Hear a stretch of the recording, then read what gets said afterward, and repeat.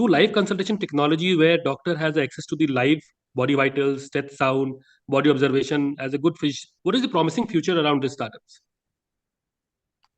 Um, so I'll answer this question in two parts and I'll keep it brief. I think the first part is that in general, online consultations are useful, right? And the reason they are useful are sort of two or three broad reasons, right? One is that it reduces the patient load on a clinic.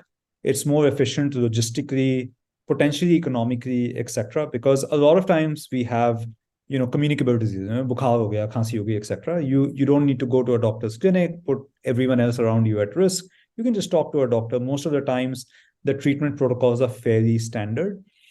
I think that in this context of usage, having access to more and more live patient vitals, and actually there's another area also, which is the chronic patients. Let's say someone who's a diabetic, um, you don't need to visit your doctor maybe every 6 months or quarter. You can just visit him online, maybe visit him physically once a year, and then visit him online every quarter, right? So there's definite value.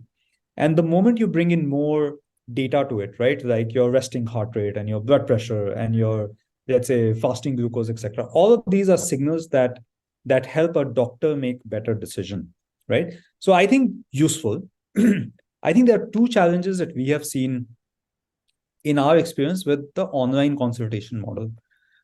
One is there is not a lot of there is I don't believe there's a strong economically viable model that scales really well for online consultations. And I'll explain it more simply, right?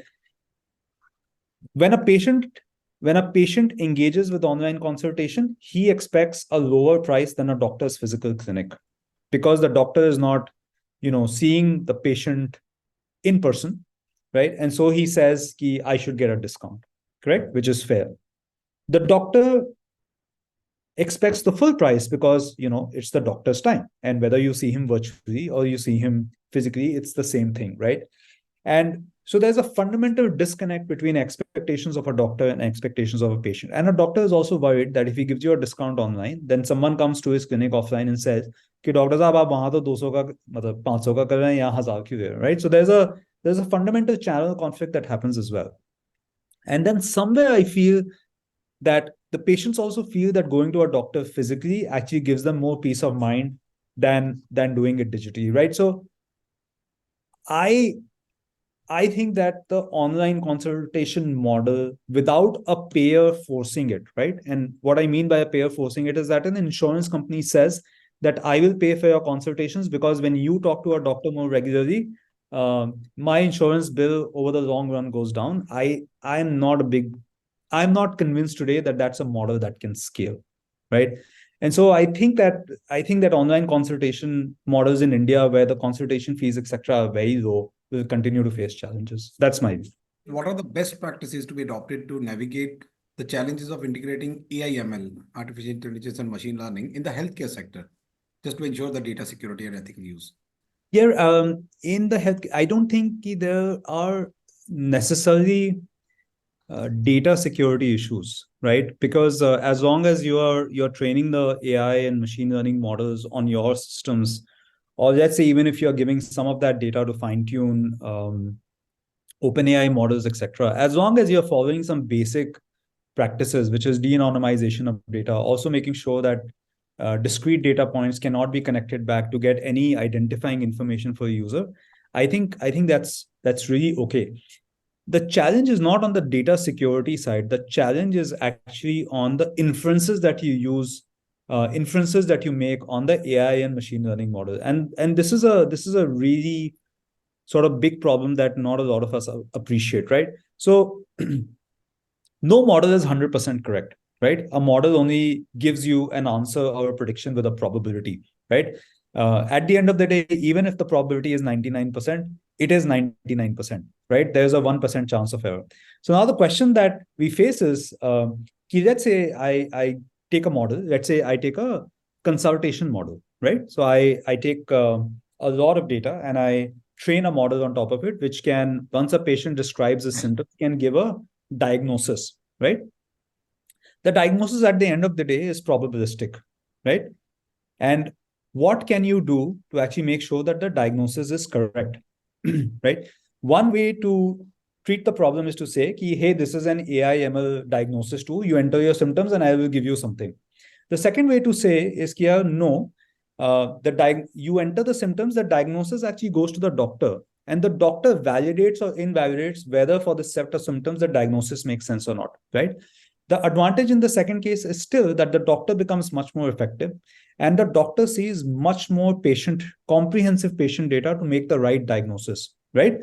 And then validates or invalidates the diagnosis. So if I was to give a simple answer, I would say that if you are building machine learning and AI models, especially for healthcare, right, be very clear in understanding what is the accuracy of those models and how do you make sure that those models are 100% correct. Which is why at 1MG, we use machine learning models in healthcare a lot. Most of the times they are classification models, weak classification models where I can see, let's say, your browsing history, etc., and I can predict, let's say what conditions you have, what conditions you may have in the future based on your current prescriptions, etc. I don't use it to tell a patient something. I use it maybe for recommendations because I can afford to be wrong there. If I show a recommendation which is incorrect, let's say product recommendations, the user will not buy, not click on them. When it comes to, let's say, going to a patient directly, right, and giving them something, we always have a human assistance layer in between, which validates the answers that we come up with.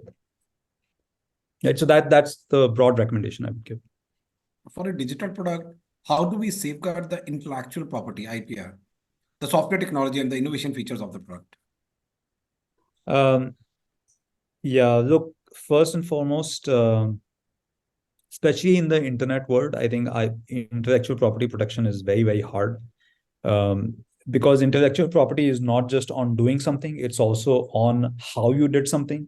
So someone can achieve the same thing that you're doing by doing it just a little differently and circumvent all that. That being said, so again, I don't have a great answer. I have a philosophical answer and a not so great answer. I'll give you both. Not so great answer is key. Look, there are mechanisms that exist like patents, etc. You can file a patent. The chances of, let's say, you being able to enforce a patent, and patent enforcement is not easy, right? It's not easy to take someone to court to figure out that they copied your patent. But sure, if you want to formally protect intellectual property, then you can file a patent. The philosophical answer is that we don't worry about intellectual property. We actually worry about the speed of execution. At the end of the day, I firmly believe that for most things, ideas are dime a dozen. And what differentiates companies is the speed of execution and the quality of execution, right? So, getting caught up in intellectual property, a lot of times I meet people who say, my idea is really secret. I don't want to share it. And I say, look, at this point, almost all ideas someone else has had, right? It's very hard for me to think of an idea which no one else has had. It's all about execution. So very less about IP, maybe more about execution. So philosophical answer there.